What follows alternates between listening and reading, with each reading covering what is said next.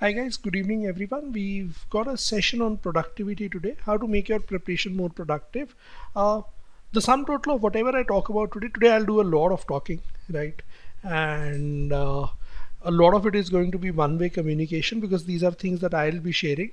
A lot of the things that I'll talk about today are from the perspective of someone who's been teaching for the last 13 years now. This is our 13th year of teaching and uh, in the last 13 years I've come to realize a few things. There are a few characteristics that each one of us has, right? And if we can get over those, things have transformed as well. So when I started uh, training students for the first time in my life, when I entered this profession, CAT was a pen and paper test, right? So that's how that was 2008. That was the last year, final year, when it was a pen and paper test.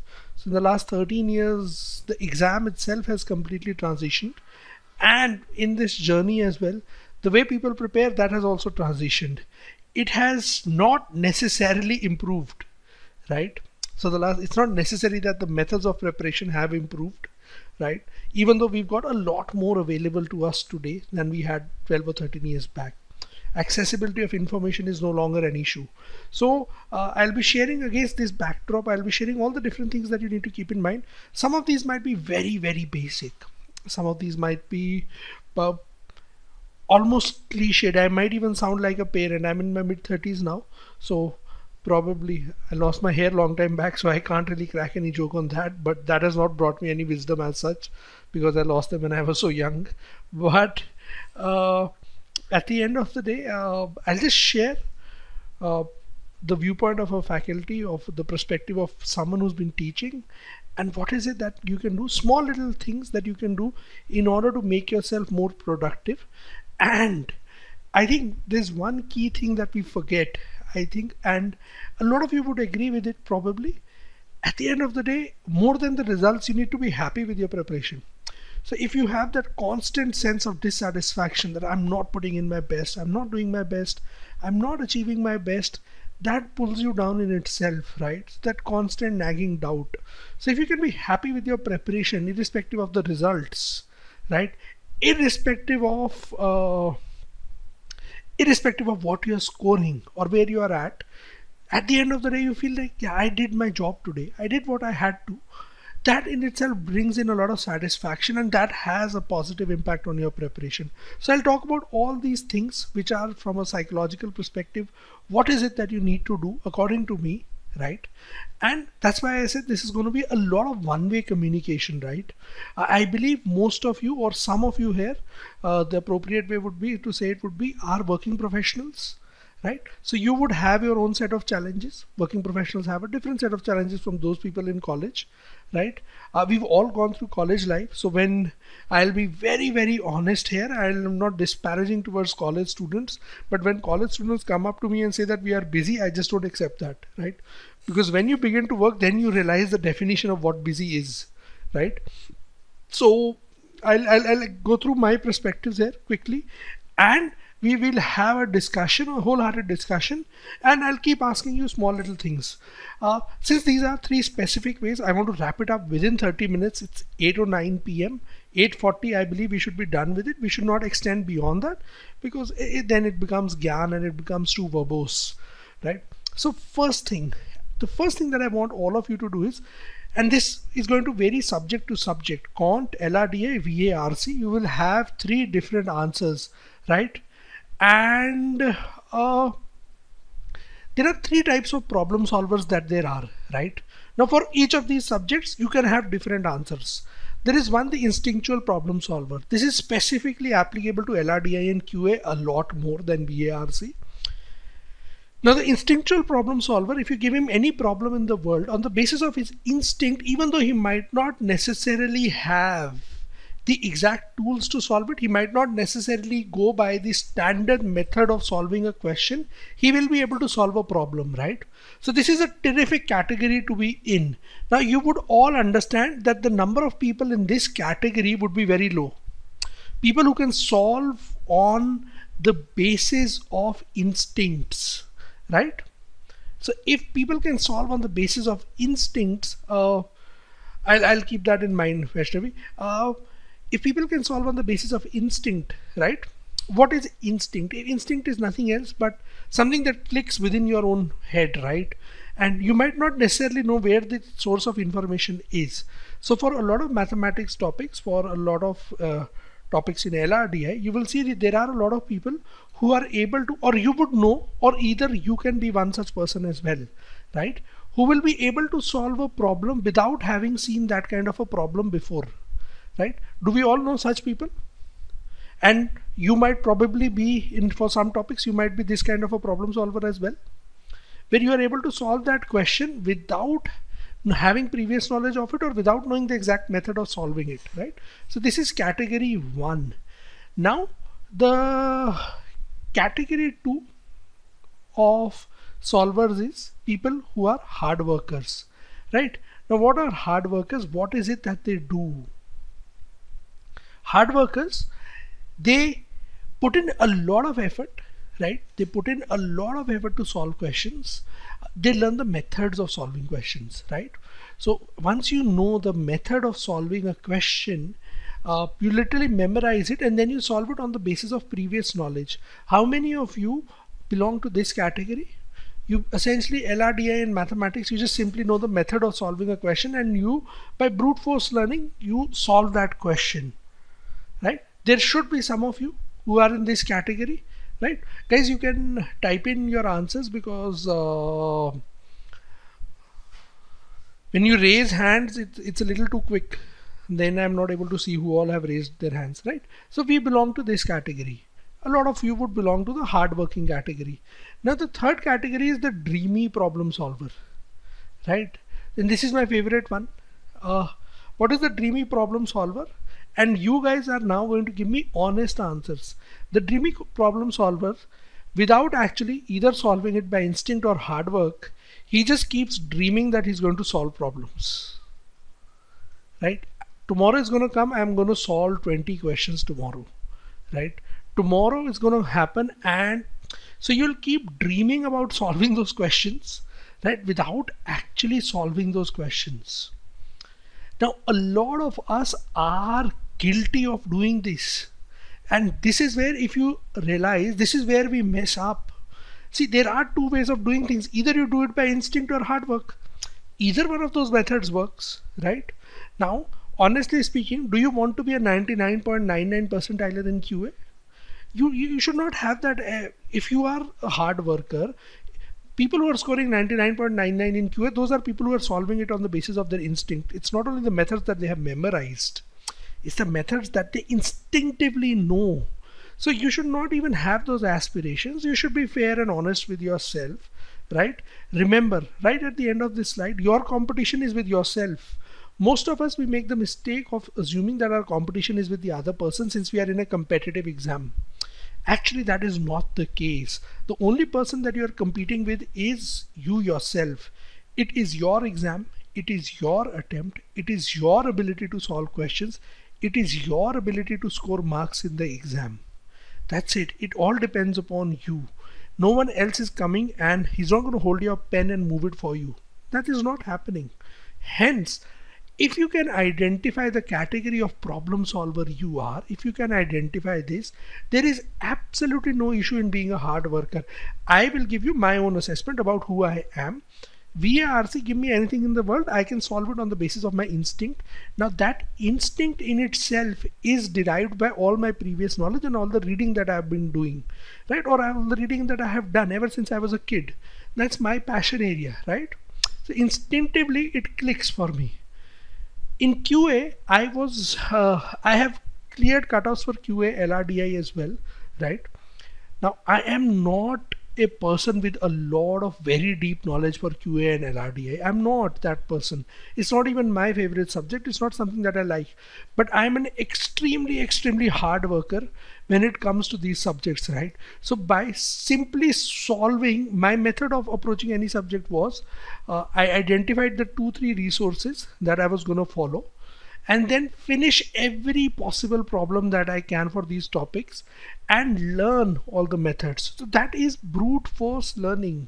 That is not solving on the basis of instinct or natural talent. And I'm comfortable with that. I'm absolutely comfortable with that. That is who I am. Now there is one more thing which happens. The moment you do this, the moment you understand that this is who you are. Now when you go and sit in an exam, would you guys agree with me? Whenever, this can be even a mock test, there are times when you find questions that you have never seen before. They're absolutely new to you. You don't even know what kind of a question that is. Now, the moment you know you've established who you are and how you solve problems, I know, right? I can talk of myself. I know that I'm not great in this subject, right? So I will not even spend my energy on that question. I will not fight with that question. I will move on to the next question, right? I can't do anything about it. It's not from my area. I don't know the method of solving that question, right? Because I am at peace with myself. Again, my competition is only with myself. I have no false expectations of myself, right? So you need to obtain clarity of where you are and where you need to be. Once you establish the type of learner you are, you can plan and have fair expectations. Now, next thing is, if you are a dreamy problem solver, person who keeps dreaming about solving questions, you need to do something very, very simple. Guys, which is the quant topic that you are studying right now? What is it that you are studying? I'm asking you arithmetic. Astha is studying arithmetic, right? Geometry, algebra, functions, algebra, right? All of you have different topics, right? How many of you are dreamy problem solvers who suffer from this problem of executing? So Shrey does, I know that Shrey has already answered. Vaishnavi does, Sairaj does, Kaushik does, Atharv. Your target for tomorrow is, Astha does not, great, terrific, right? So now if your target for tomorrow is just 3 questions, can you start with 3 questions a day? So Praneeth not in QA, so your would be in VA. So you can give me a VA as well, right? Again, you can be a dreamy problem solver if you don't like that subject. That's another corollary that is derived, right? So for the subject that you don't like, can you, for example, can you solve 3 questions in QA, and can you solve 1, 3 or 4 question RC tomorrow? For those of you who dislike VA RC, can you do that? Can you start with the simplest possible mode? 10 minutes of theory for QA and 3 questions, right? Now when you wake up tomorrow, your target is only this, right? Atharv, great. So now your target is not 20, 40, 50 questions any longer, it's 15 questions, right? So I'm just copy pasting Atharv's comment so that you know what he's talking about, right? Yep, Sunil, this is a motivational class, productivity class. This is no concepts today, right? So if you solve just 20, don't have a target of like 40 questions, right? 50 questions, because then you're setting the bar too high. What's going to happen is, when you do this, when you set yourself a target of 40 questions, you solve 20 questions, you forget the fact that you solved 20. You did a great job, right? You forget this and you focus on the negatives and how you failed for that particular day. So you should never ever do that to yourself. That's not the right way of doing things. So avoid doing this. Atharv, your target for tomorrow is 15 questions. So when you'll solve 20, you will feel happy. So that is yourself naturally going to push you to do more. So that is how your mental approach should be for preparation. Remember, the race is only with yourself. It's not with anyone else. And I know I am being super cliched here, right? All of these are age-old cliches. I accept them. They are, right? But these are the things. At times, simply hearing someone saying it, right? At times seem when something comes from a position of authority, right? And you just tend to listen to it, right? Even though you know those things internally. After, if you keep low targets, the thing is, you achieve a sense of satisfaction, a sense of completion. Then you build on them. You start with 3 questions. It's not about 3 questions daily. You 3, then you, after a couple of days, 4, then you move it up to 5. You gradually keep upping it to the point of time, right, where you can cover the amount of content that is going to be sufficient for the exam, right? Forget about completing the syllabus. The things that you are not doing, right, that is what hurt us more, right? So it's about being positive with that mindset. So this is thing number 1, guys, about establishing who you are. Thing number 2, I'm borrowing something which I like a lot, right? And This is from a very, very personal sense of experience, right? You need to build a Zen-like state, right? For your overall preparation, you have to activate your inner Zen, right? And that is what I have to uh, that is what you've got to focus on. The first thing that you've got to let go of in order to activate this Zen-like state, I'll talk about in the next slide as well. What is it that I want you to do on a daily basis? These are the list of things that I want you guys to do, right? Please let go of all distractions. In a way, social media needs to go, right? How many of you are addicted to social media? How many of you are addicted to that one cat media, one meme, one clickbait article, right? Or just we share a lot of articles in the courses, right? So I'll take up general questions at the end of the class. So this is what happens. I'm guilty of it myself, right? So what happens is you just click that one video, you just have that one article, and it just then builds on and it keeps going on, right? You are actually better off doing absolutely nothing in that time than wasting your time, right? Go for a walk. Even if you don't study, go for a walk, exercise, do something else, read a book, right? Do something else which kind of refreshes you and rejuvenates you, right? So you will have to for some time let go of these things without you realizing, without us realizing. And this is not about you, this is not about me, this is not about studies. Without us realizing, I think one thing that we've got to realize is that in the last 10 years, which is the change which has been the most significant change in our lives, the very fact that all of us now have a touchscreen phone, right? A phone that constantly demands our attention, right? A phone that constantly, there is these constant notifications which keep pulling us back, and it's a vortex, right? We just keep getting sucked into it and we keep clicking these things. So these distractions are hurting us a lot, and what has suffered as a consequence is our attention span. The ability to sit and study has really been damaged by this, because our attention spans have disappeared. You just can't focus. It's actually affecting, if you think about it, it's affecting even our relationships. We just can't sit and have conversations now because we are constantly on our phones. We are having dinner, we are on our phone. We are eating, we are sitting with someone, we are sitting in a group of people, we are on our phone. So these distractions are hurting you. So you will have to let go of these, right? I know I'm sounding like a parent right here, super boring parent, but that's a fact. Now the next thing which is happening a lot of us are also tempted by the illusion of supposed value. How many of you are active in a lot of CAT preparation groups? So we join all these different groups and we join all these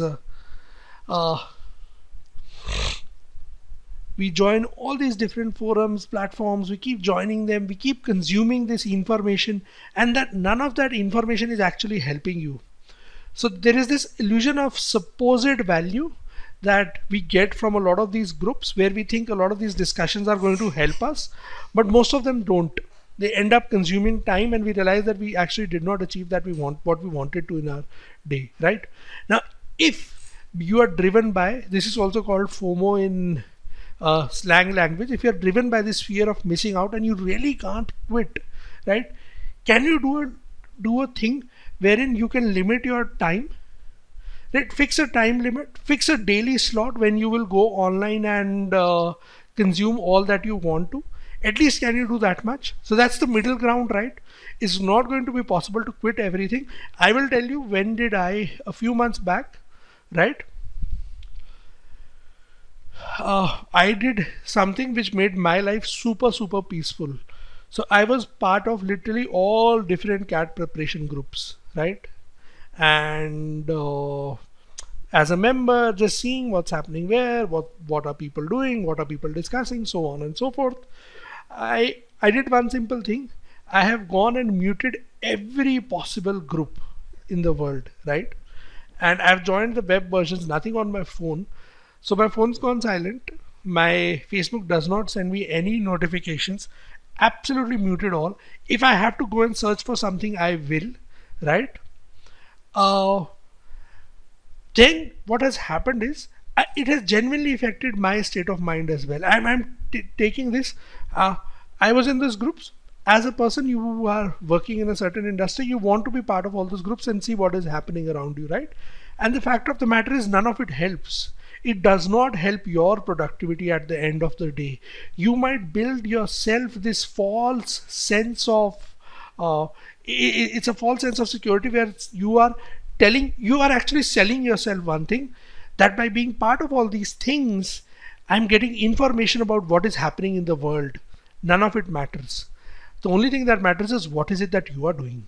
So please, as someone who's been who's suffered from the same very recently, and someone who's found tremendous amount of peace, right, by just either leaving, quitting all the useless groups, or turning everything on mute and silent and reducing. So more or less Facebook I've quit, right? I don't use it a lot now, right?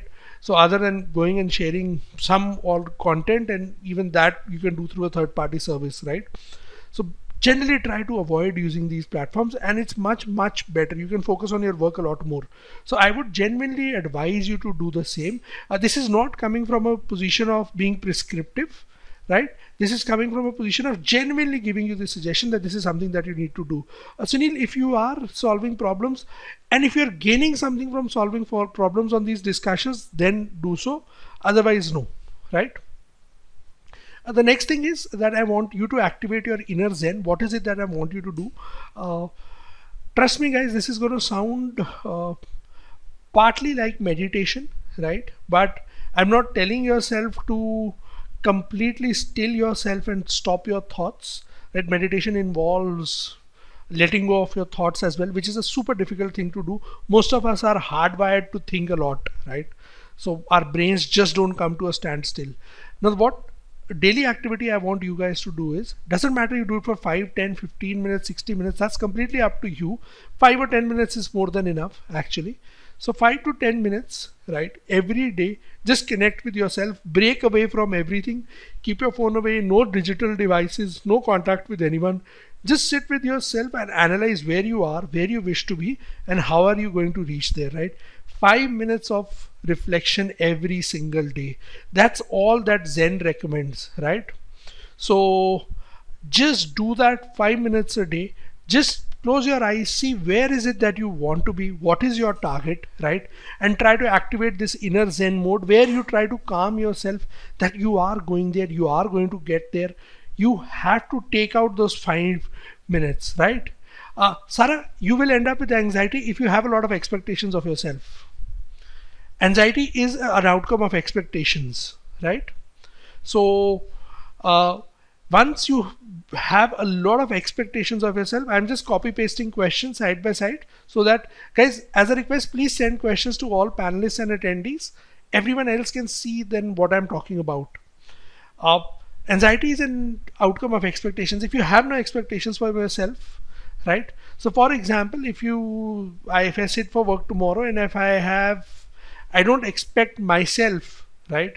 If I expect myself to earn a certain set of money, if I push myself that I want this tomorrow, then when I don't get it, I will build up that anxiety. And then the next thing that's going to build up is, for example, my targets might be monetary. I'm running a business, right? So I might feel that I've not achieved those targets. The same targets for you would be academic targets, right?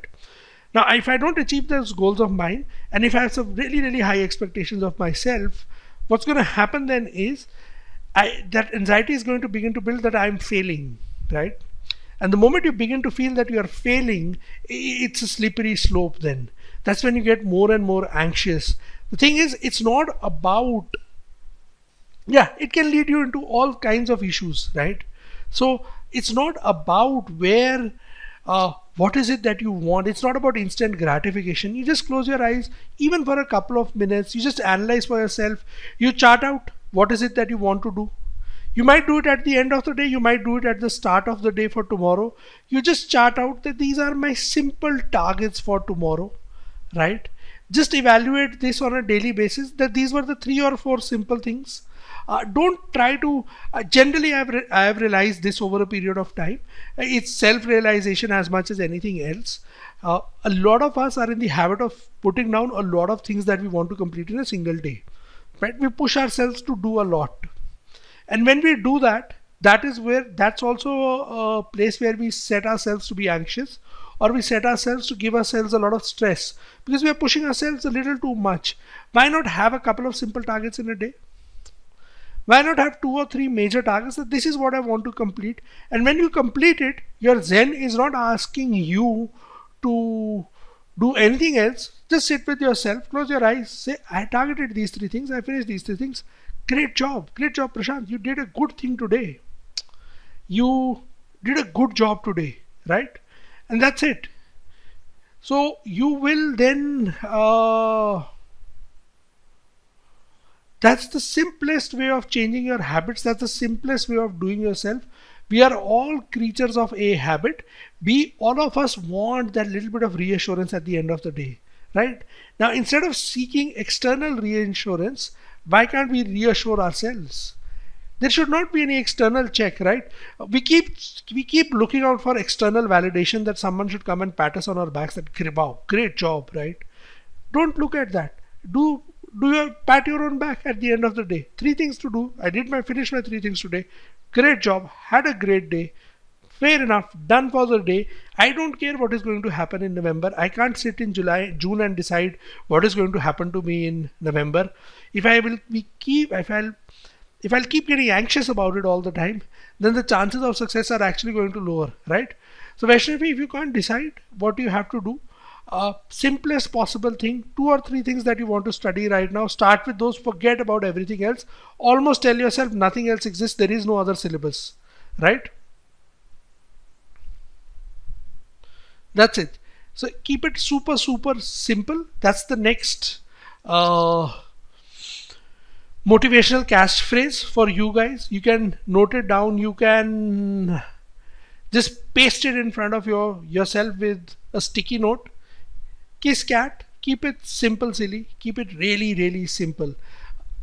Now, if you think about it, what is it that you need to do in all of your preparation? If you think about it, any one of us, step number 1, we need to make a list of topics that we are targeting based on the exams you are taking. So for example, if you're taking only CAT and XAT, then RCs and reasoning are important for verbal. If you're taking NMAT, SNAP, IFT as well, vocabulary and grammar also come into the picture. This is with respect to, say, BARC. Then you've got lists of topics in mathematics, in LRDI. You make a list of it. Fair enough, guys. Let's assume. So that's the first thing. Janam, I'll take questions, but just 5 minutes to finish the slides. Then I will take your questions. Fair enough. Let me just get through the slides in the given flow. So we make the simplest possible way of starting your preparation or doing your preparation is make a list of things. List down all the things that you, list down all the material that you have, make a precise list of things. Remove anything which is extraneous, right? Books that you are not using, material that you are not using, just pack it up and keep it in some cupboard, right? Just the things that you are using. Remove all extra baggage. At times, just by looking at all the things that we have, right? We fill up our hard disks, we fill up our book racks, we fill up our table with this like truckload of material, and then it keeps giving us panic attacks. Then you keep looking at it, bloody hell, I did not finish this book, I did not do this, I did not do this. It becomes about that. So it's absolutely Sunil, great. Sunil has shared a great quote here, out of sight, out of mind, right? Absolutely the same principle, that if something is out of your sight, it is out of your mind as well, right? So do this. One more thing, how many of you are collecting material continuously and you're still doing that? You keep buying new stuff, you keep buying books, material, you keep downloading an insane number of Google Drive links, right? Now the worst thing with all those materials, all that things, all those PDFs, all those videos, all that stuff that you download, it just keeps lying in your hard disk. Probably you never even go and open the folder that you've downloaded outside of the time that it got downloaded. You just wanted to check everything has been downloaded. You open all files, see, okay, great. All of it is opening. and then you forget about it completely, because the next day or 3-4 days later someone else is going to come and say that bloody this is it, this is mega cat bundle, this is ultimate cat bundle, this is X cat bundle, this is this, this is that, and you will just keep collecting these bundles without actually ever executing on any of that content, right? Does not help, right? So keep finishing things. And I'll give you, well, say one very curious thing without even my giving any answers. All of us know which is the quality cat material, which are the best books, which are the mocks that we should be taking, which is the material that we should be doing. That is it. Stick to that. Don't go outside of it. Don't need to, right? Next thing, one very, very important thing here is, this is now about personal, individual ways of doing things. How many of you can multitask with a lot of ease? My wife absolutely hates the fact that if I am doing something, then I can't even have a conversation as such. I can't multitask, right? I can't be on chat and I can't have a face-to-face conversation as well. I can't do that, right? So I'm one of those person who cannot, I can't do a lot of things at the same time, right? Just not my way of doing things.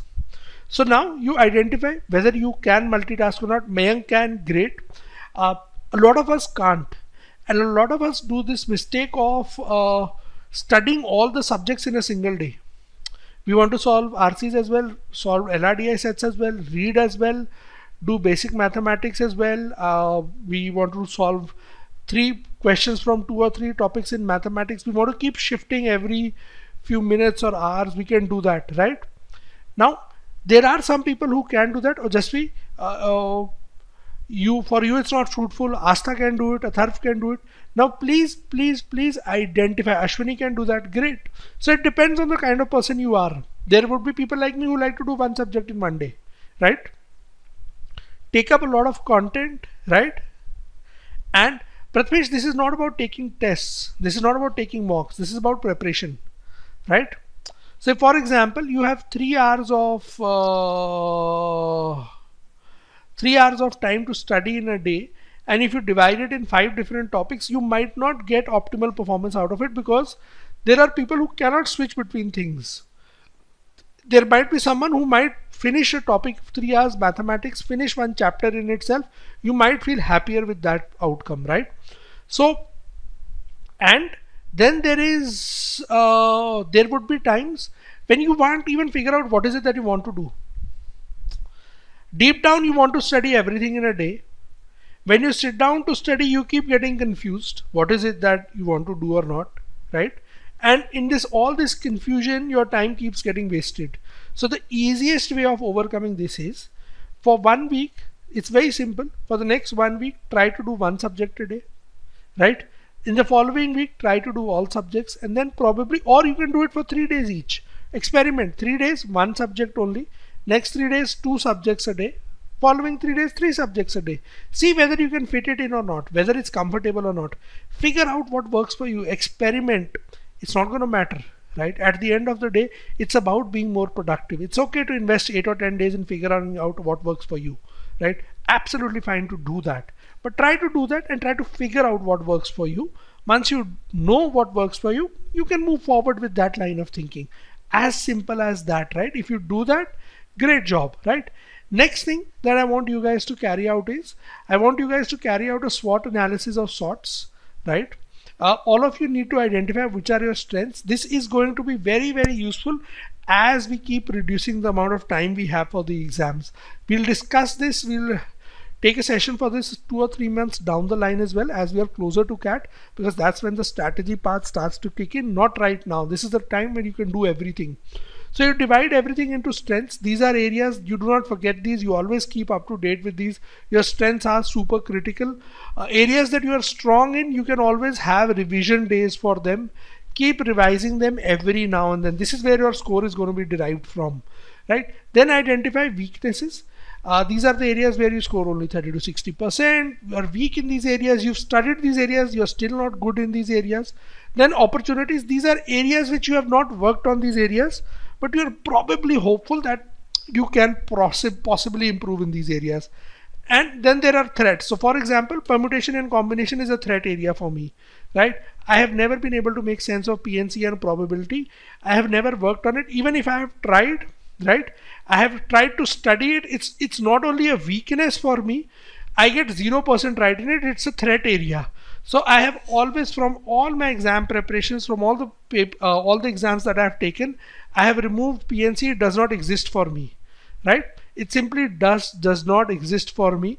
Right now at this stage of your preparation, you combine these three areas, you reduce it to strengths and weaknesses only as of now. Weakness, opportunities, threats. As we get closer to the test, you establish that this is my weak area. There are, say, 6 weeks to the test. These are my opportunities. Weak areas, you'll probably do them later. Opportunities, you will give them a first shot and you'll try to prepare for these. Can you convert them into a strength? Opportunities are those areas which allow you to do that, right? Threats would be areas where 6 weeks to go for the exam, you let go of these. Like, it's gone, it's done. I don't want to get into this because I'll end up spending a lot of time and there's not going to be an outcome. As of now, since there is time for the exam, combine weaknesses, opportunities, threats into one. Every week, try to keep a target where you cover one strong topic, one weak topic. If you can't do it on a weekly basis, right? If you want to, don't want to do it on a 2-week basis, if you think it's too long a period of time, give 2 days for your strength topic, right? And 5 days spend on your weakness every week. Depends on where you are as an individual. Make sure you keep targeting your areas one by one this way. Have clarity. Don't move without clarity, right? Be super clear with yourself.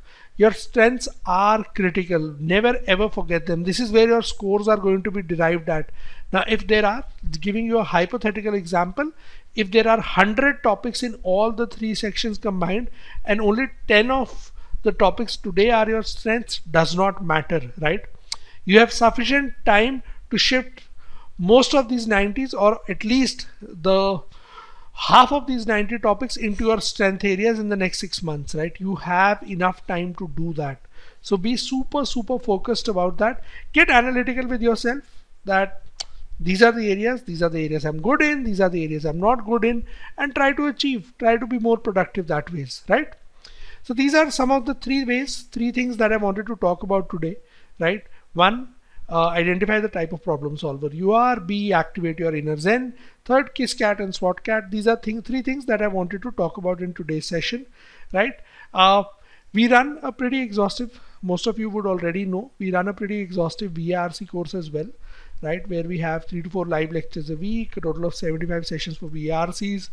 We share daily reads, 4 links with summaries. We have the daily RCs, article analysis PDFs. We share links from the previous day's newspaper as well. Practice RCs, lots and lots of them, videos covering all possible areas, right? Topic wise reading material RCs. So we try to cover reading from every possible angle, RC practice from every possible angle, right? A discussion board for questions, mentoring sheets. We've got WhatsApp groups, a course built on read, practice and analyze. That's the principle. So we keep pushing people to achieve through a process driven course. VARC is all about process, right? So that's what we do in the course, guys. Atharv A, we run a course for VARC, right? So that's where we try to help everyone who's joined in. So we try to do our absolute level best by providing a sense of direction, by discussing everything that we can about VARC prep. So that's something that we do. And as far as VARC prep goes for you as well, want to join the course or not, that is completely your call. But more than that, it's about making sure that you do the small little things every day. Start from the area that you like. So if you're not able to start at all, so there would be some area in the world that you would like to read. So start with 30 minutes of reading for that every day. Area that you like, read for your purposes, and 1 or 2 RCs a day. Absolute basic, simple. Don't do anything else in the world. Just start from this really low starting point and then build on it, right? So that's something that you've got to do over a period of time. Once you've built in that habit of being able to study for 30 minutes, being able to solve a couple of RCs, then you keep increasing those things, right? One by one you keep doing that, right? uh,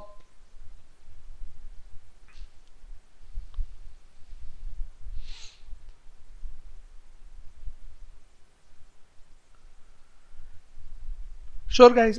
I'm answering one by one questions. Vaishnavi's question first. You got 40 percentile in only through Valar, Quant was worse.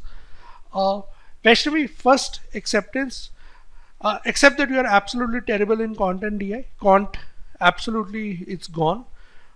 You have zero knowledge as of today. The next mock you take, you will only search for 3 or 4 easy questions that you can solve, right? So let's start with 4 questions. So out of 33, 32 questions, 34 questions, can you solve 4 or 5 questions? The easiest possible topics, can you find that? Right? Because your knowledge is not going to change in 1 week. Same thing applies to you as well, Kaushik. Your knowledge cannot change in the short term, right? So might as well go in with this really low target. Even with VARC and LRDI, all of you can go in with this really low target, whatever your average scores in a section are, right? Then try to slowly and steadily up those scores. So assuming you are getting, say, I'm assuming you're getting like 30 marks or 40 marks in total, right? Not even one section. If you are getting 50 marks in total in a mock, no issues, except that's where you are. Let's try for 55 in the next mock. You can even try for 55 by attempting a lower number of questions, by just improving your accuracy, right? So just do these simple things to improve your accuracy in mocks, to improve areas, identify the key areas, SWOT analysis, know what your strengths are, search for questions from those areas, right? Don't push yourself too much. You cannot overnight change your levels. That cannot happen. For that, you need to prepare. That is something that you are doing side by side. You are studying, you are trying to improve, you are trying to learn. So keep doing those things side by side. On the other hand, lower your targets. That's it. As simple as that, right? Asta, if you're not being consistent in RC, you need to identify the issues, which are the specific areas that you're struggling with. You need to go and read a lot about these areas, increase your knowledge base. If you're not consistent, that means there are gaps in your knowledge. It's not where it needs to be. You need to improve your language skills as well. You need to improve your ability to understand complex language as well as fill in your knowledge gaps. It's all of those things combined. There is nothing outside of this, right? Ojasvi, we've got different plans, right? You can check out the plans here, right?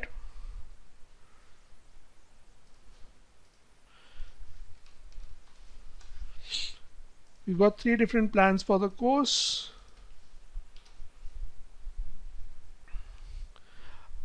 You can check these plans out depending upon, based on the exams that you are taking and what is it that you want to do that, right? Arijit, your question is, you're practicing RC passages will be enough. You need to make sure you read parallelly as well. You improve your knowledge as well. Reading or solving RC passages as well, it's a needle in a haystack. You need to be analytical with your reading. You need to make sure that your bases are covered, your knowledge gaps are filled. Only then will you be fully prepared for solving RCs from any area. Otherwise, any new area, any random area, and you can get stuck with it, right? Pooja, I'll take a session on mockcats. What is the mindset for that? So I'll take a free session itself, long discussion, right? Because the first thing that you can do is, if your scores have plateaued, first way, the shortest possible way of improving your scores is, now if you're in the 85 to 95 percentile, that means your attempt is not completely 100% for that particular section. In this range, it cannot be. You must be in the 20 to 25 questions per section, in that range. Now if you are in that range of questions, the thing that you can work on immediately is reduce your attempts, improve your accuracy, and increase your scores. Right now, if you are 85 to 90, a good target for you is to be consistently 90. That's better than being at 85 and being in this 10 percentile range, right? So try to shorten that, try to reduce that range by improving your accuracy, right? So that's something that you can do. Sarah will put up something separately for MyCat. This goes outside of the scope, right, of today's session.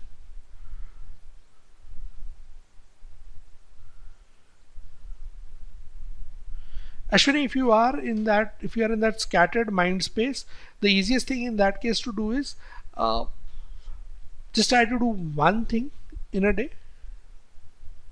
instead of trying to do a lot. There is no such thing as studying properly, right? Either you study or you don't. And if you don't study, you go relax, chill, go out, watch a series. You can't go out with friends in today's times, but exercise, walk, watch a series. Just completely relax yourself. If you are not studying, don't be with this guilt that you have to do it, right? Because otherwise you will constantly keep feeling guilty, and that's going to make you unhappy. No point in being unhappy. You're doing this out of choice, not out of compulsion. There's no gun to your head, right? So very simply, just do one thing in a day. That's it. Parajumbles without options, Jinal, you will not be able to. Uh, there is no way of improving accuracies in parajumbles without answer options. With answer options, you opening sentence, closing sentence, mandatory pairs, all those things apply. Without answer options, inherently subjective question, should not worry about it.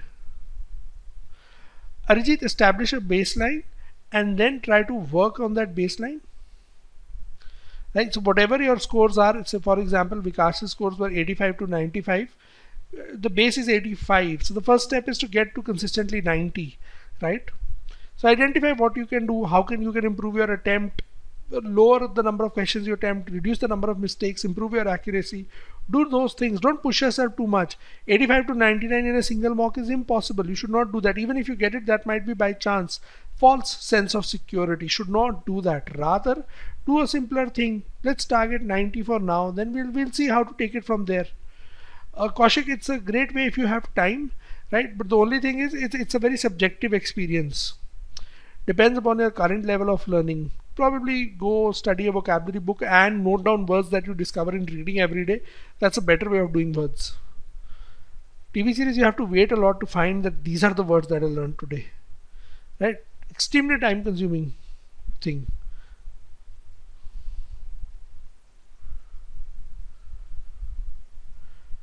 Ashwini, there is the simplest thing is if you score low in a mock, two things that you have to remember. Is there a gun to your head? Will you be taking a bullet? You do still come out of it alive, right? It's just a mock. It does not matter. A. Next. B. Next year is someone going to ask you what did you score in SIMCAT 1, AIMCAT 2, CL Test 3? Is anyone ever going to come and ask you that? These scores are for your preparation, right?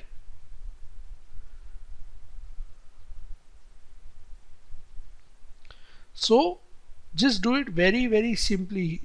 Does not matter. Mock scores are, if you're getting 30 in a mock, out of that's it, total score, fair enough, accept it, I'm at 30 level. Next time I'll try to get 35. That's all you can do, right? Why beat yourself about it? I'm only getting 30. This guy got 250. Oh my god, how will I ever get to 250?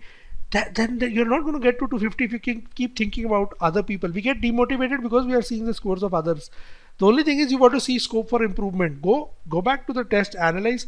Great, I missed these 10 easy questions. These are the questions that I should have done. Oh my god, why did I miss these 10 questions? Right? How did I mess this attempt up? Just figure out those answers and execute that. That's all you can do with a mock, and that is all that is required of you to do. Don't think about it more than that. Mahima, I had missed your question. You'd asked this earlier as well.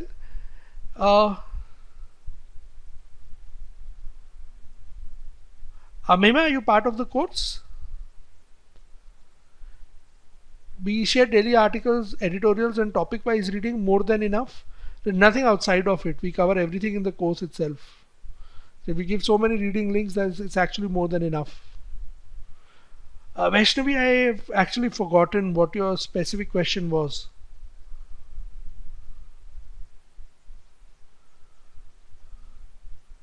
Since it was such a long time back. Decent source, but it's a GMAT based source, right?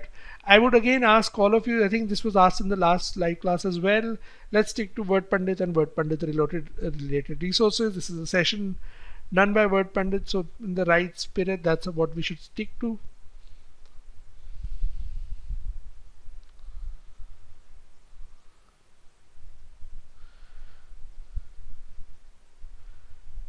Great guys, great to have all of you here today, right? Anything else that you wish to ask? Otherwise, we call it a night, right?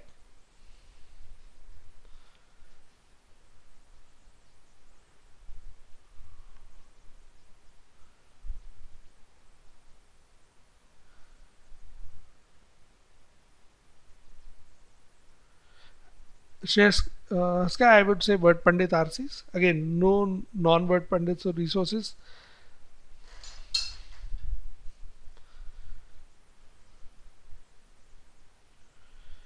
Janam, keep simple targets. Start from the area that you like to read. It's as simple as that. That's where you have to start from.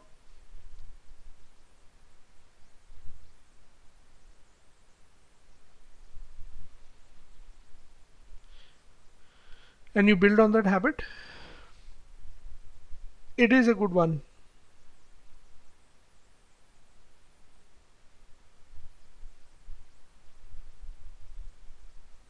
That depends, Jinal, on your strengths and weaknesses.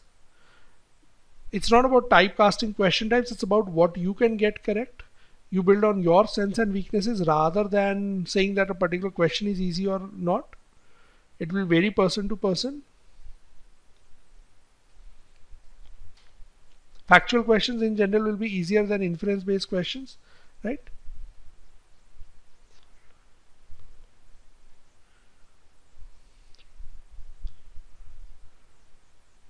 Gilbin, that just goes outside the scope of today's session, right? Let's stick to CAT motivation and all those things. Let's stick to the scope. We've got Wednesdays with Word Pandit sessions where we discuss all these different things, how to prepare for RCs, etc., right? Let's try to do that, right?